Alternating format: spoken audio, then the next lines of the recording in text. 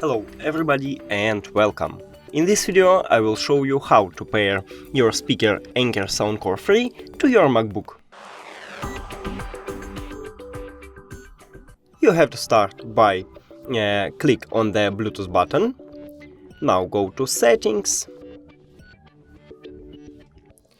After that press one time on the power button on your speaker and it should enter to pairing mode automatically. But if it doesn't, just press one time on the Bluetooth button.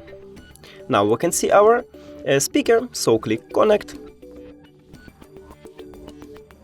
And we did it! Thank you for watching this video. If you found it helpful, please consider subscribing to the channel and leave the like on the video. It's really important to us. See you later!